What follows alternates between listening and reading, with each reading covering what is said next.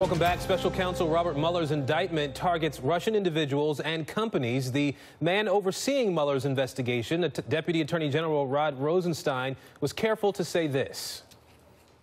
There is no allegation in this indictment that any American was a knowing participant in this illegal activity. There is no allegation in the indictment that the charged conduct altered the outcome of the 2016 election. No allegation in this indictment. Rosenstein's comments come in the wake of the president's repeated denial of collusion between his presidential campaign and Russian election meddlers. To dig into the political implications of this indictment and where Mueller's investigation might be headed next, let's bring in our panel now. Political editor for The Daily Beast and MSNBC contributor Betsy Woodruff, political editor for Root.com and MSNBC contributor Jason Johnson, and chief Washington correspondent for Bloomberg News Kevin Cirilli. Thank you all for being here. Betsy, I'll start with you. You heard Rod Rosenstein's comments there in that soundbite. The White House quick to jump on Mueller's indictment as well, issuing a statement saying this: President Donald J. Trump has been fully briefed on this matter and is glad to see the special counsel's investigation further indicates that there was no collusion between the Trump campaign and Russia and that the outcome of the election was not changed or affected. Now, President Trump also issued a tweet echoing the same sentiment you see here. So does this indictment somehow show that there was no collusion, as the White House and the president claim? Is that even something that you could possibly read into this? It doesn't. They're going farther than the indictment specifically says. Now, what we know from the indictment is that they haven't singled out any Americans as knowingly helping the Russians in their efforts to influence American public opinion in the lead up to the election. That said, of course, just because you aren't named in an indictment, just because an indictment doesn't say that something happens, doesn't mean that that thing never happened ever over the years of time that Mueller is looking into with his investigation. That said, though, of course, the White House is seizing on this as evidence that the president and his associates have been cleared. That's reading too far into the indictment, but it's understandable, although not correct analysis, that they would be seizing on this as evidence that everything's fine and that Mueller has moved on from looking at White House officials as part of his investigation. I can tell you that's just not true. Jason, we know that multiple Trump aides have also been indicted in the course of Mueller's investigation. With the Russians now indicted, will Robert Mueller sort of still work toward maybe connecting? Does it stand to reason that he might try to connect this back to the Trump campaign? Of course. I mean, you know, between the members of the Trump campaign and transition team who've been indicted, and now the large number of Russians, I mean, he can field a basketball team full of people who are possibly going to make some connections here. And I keep pointing this out. I think this is really important to understand. Also remember that you had nine Russian diplomats die under mysterious circumstances in 2017. There were lots of reports on that in Axios and other places. So who knows what other people the Mueller investigation may be looking at who may no longer be alive to answer questions. This is not the end of this investigation at all. I think it's just the beginning, and you're probably going to see more people coming forward in the coming months saying, look, I want to cut a deal before you have to drag me into the office. Well, Kevin, Michael Flynn, George Papadopoulos, they've agreed to cooperate with Mueller's investigation. How concerned should the president be if Paul Manafort and Rick Gates decide they're going to fully cooperate with Mueller, too?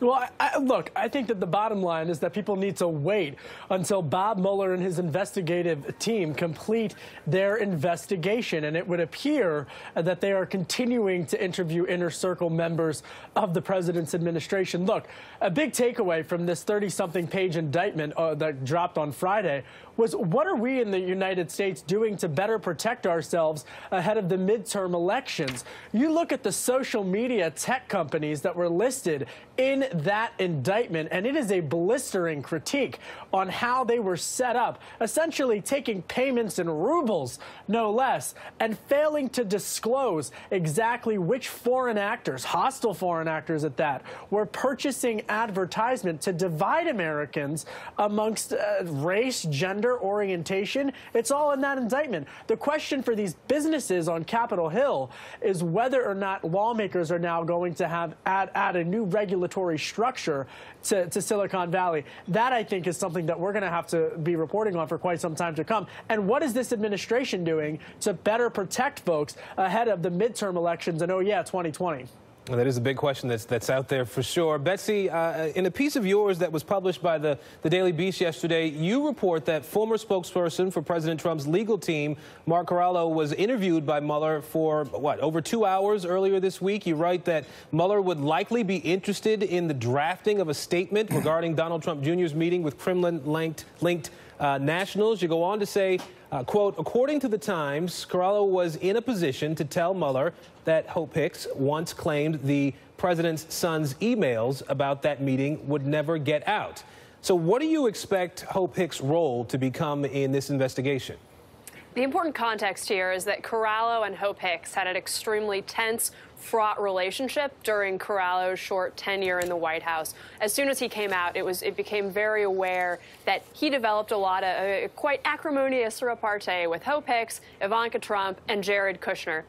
The reason that's important is because he very much has a bone to pick with that cohort. Now, this particular detail, the fact that Cirilli had a conversation with Hope Hicks where she indicated that certain emails might never be released, is significant because it's likely part of the conversation about potential obstruction of justice concerns. If you have an example of people considering either withholding particular emails from law enforcement investigators or potentially even destroying them, that's something that will raise prosecutors' hackles. That said, of course, we do know that since then, that said, we do know that since then, those emails have gotten out and people are aware to see them. Now, there's no evidence thus far, of course, that anyone has committed obstruction of justice, but we know for certain that it's something that's on Mueller's radar. Additionally, a piece of context here that's also important is the fact that Mueller had a comparatively short conversation with Cirilli. My sources tell me that he was in there for about 2.5 hours and that it's not expected that he'll go back for a follow-up interview.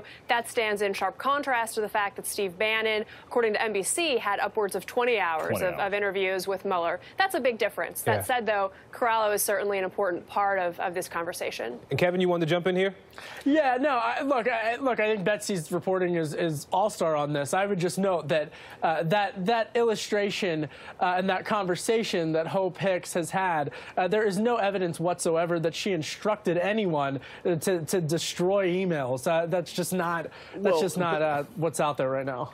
But one of the things that we got to talk about here, though, this is just like Donald Trump saying, "Hey, I hope you do something about this investigation, James Comey." When you're talking about obstruction of justice, which I think is probably the most provable situation in all of the sort of Russia controversy, it's about the suggestion, about the implication. It's about anyone sort of arguing or implying or suggesting to people, "Hey, let's not work with this investigation. Let's hide information." That's not something that would have been crazy for someone to assume from Hope Hicks's email, and that's part of what Mueller is investigating right now. So, Jason, if there's another round of indictments that come from Mueller's team, what do you expect those might focus on?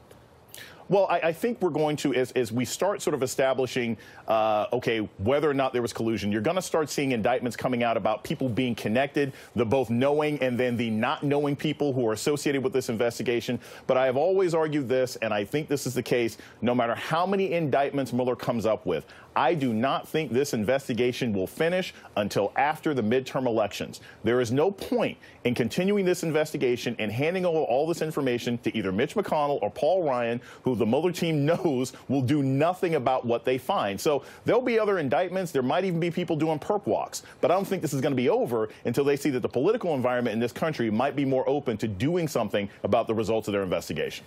Kevin, I do want to ask you, too, NBC News has learned from two sources familiar with the proceedings that Steve Bannon was interviewed by Mueller over multiple days this past week. Bannon, we know, has refused to cooperate with congressional investigators to this point, but he previously agreed to cooperate with Mueller's investigation.